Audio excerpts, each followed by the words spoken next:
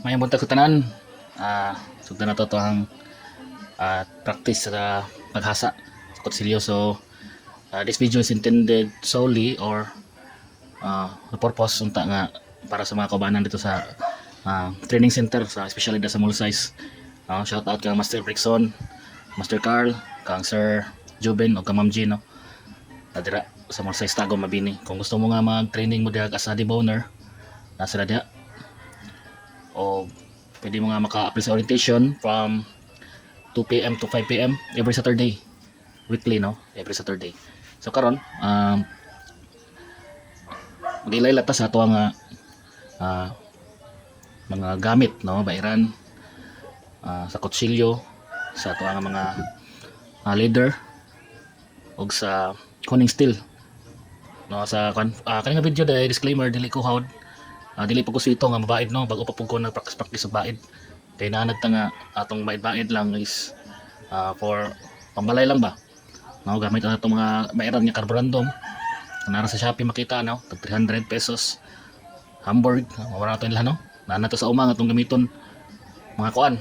Nga kana lang atong kuan to sanggot. Pero karon asa butcher or nagatraining for trade test para nga mugawas or mabrod kinahanglan ta nga hait atong kutsilyo precise talim sa tong edge, then it consumes pod o less nga time for siguro dako gyud pod nga makuha gyud pod basta hait lang kutsilyo kumpara sa kutsilyo nga habol magabas-gabas jud ka, no. So kinahanglan nato og para maselekta sa trade test usually nga ginapili sa employer katong yung paspas o precise nga cuts, accuracy and speed. So kani kung disclaimer na pod balik nga diin dili jud ko hawda mabait kung nana mo nibalan or intermediate na mga sa iyong learning mahitabo na ni skip lang mo nga video kay kani nga video is para ra jud pod ni sa kuan sa mga kaubanan dito sa small size. So karon magsugod ta na tayo klase nga bayaran daghan tag bayaran, no, nga ato nga i-mention karon.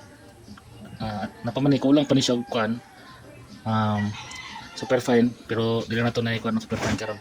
Nato daghang knife, no, mga napabaid na pod ni. So karon nagsugod ta sa kasagaran nga ito makita kani. Palit kan sa Shopee og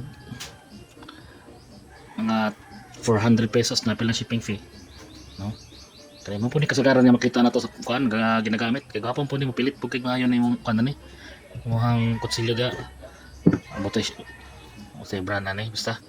Nakabutang dire 10,000 grit o 4,000 grit pero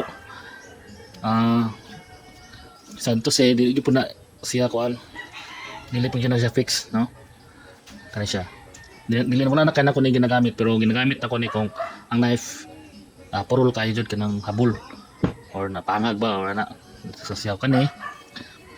So apo ni nga klase bisan pa man og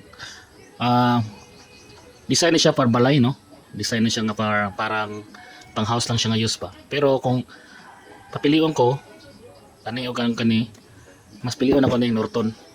Number 1, branded siya. Kani siya Norton India na siya, gikan siya sa India. Ana siya mga dugay-dugay na nga brand, 130 years na sa industry sa pagbuhat og bato. Then ang sunod ani nga mga mahal-mahal nga klase nga combination stone, kato na mga pula na, no, mga oil base nila made in USA o made in Mexico. Norton gapon pero mahal-mahal to siya price. It costs you around 3,000 pesos or more, no. So mo yun ang basic yun kinahanglan nato nga asa magsugod sa atong training or sa journey as a butcher. Agit tay hasaan ni gwapo. Siguro kung practice lang kani, no? At least na kaya ni. Mamali kasagaran ginapalit o katong Lotus, no. Kay brato ra ba ni naraman ni sa mga 500. Kani okay man pud ni brato pud ni pero karon maglisod kag palit ani kay wala na stock ni sa online. Siguro mapalit mo ni Amazon na mga other nga kuan abot lang sa nasadag na pa ba. Pero kani siya nang kumonsortihan nimo ni nakapalit kani og mga at least mga 600 pesos. Then shipping fee na siguro sa mga 700 pod nakapin, no, depende sa inyo nga lugar. Na 700 pesos. Kung masortihan pod, no, kani wala misorti kag pagitalig stock kay sa gawas man ni. Now, ang great ani niya, itanan ako sa specification nito sa siyang online is ang likod is 80 grit. Wapo ni siya, guys. Magbuhat kag sulab laban nang bag-o pa yung kutsilyo.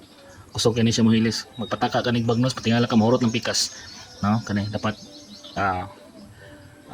aware ka kani nga bato.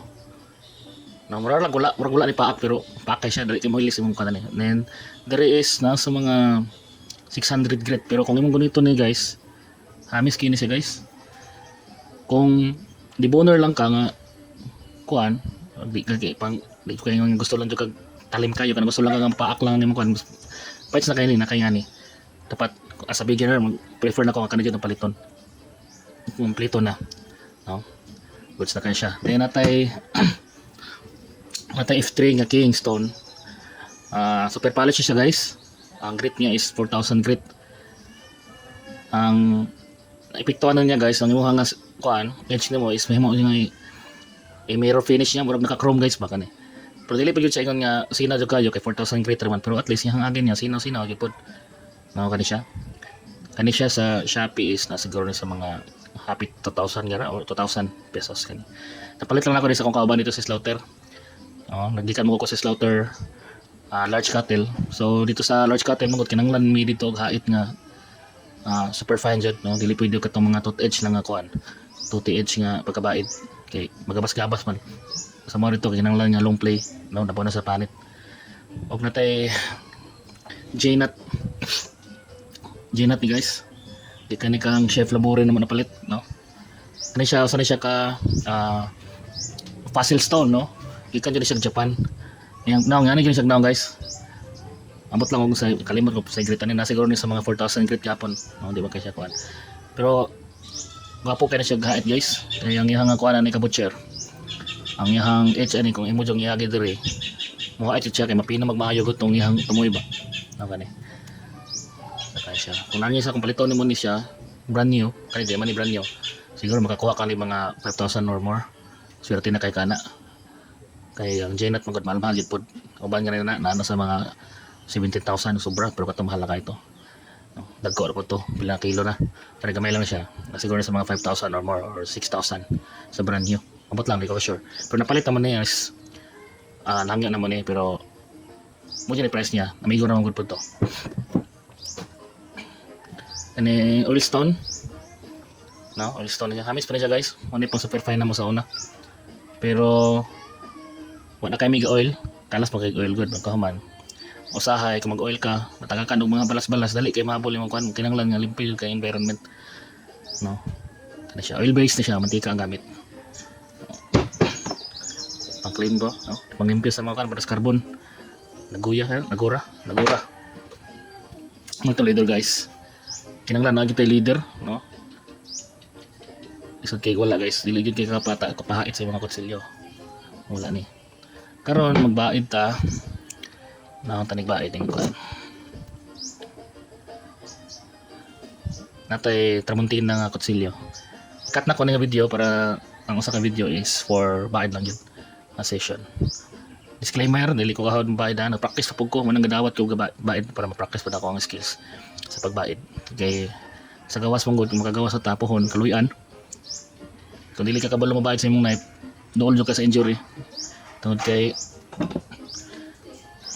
kay habol man imong knife. Pagkaman more effort ka kung maghiwa, no? Labon na sa tuwa nga nagadibon. Makita gyud ako ang mga habol nga kutsilyo dito kung diboner ka. Effort kayo nga magdibon unlike sa mga high-tog knife nga sulat-sulat lang nimo pag nimo dito pag dagger pa sulat-sulat lang guyod lang ka. Kay imong knife height man nga pa mag-edge. Last but not the least ang atong hunting steel, no? Kinanglan jud kay hunting steel labon na sa tong kutsilyo nga ani kay di man siya pure carbon jud yung katong gahi itong klase ng mga molye. Kani man gud siya kung agi na siya og mga nakagi og gahi or kaning mga sibo. Yagi na to diri sa tong hunting steel para matanggal to yung mga lamog-lamog, no? Naman na siya rough, daw man ni klase. 4 kantos mo na rough na pa siya super fine. No? So mo lang na siya. So sa baid ta.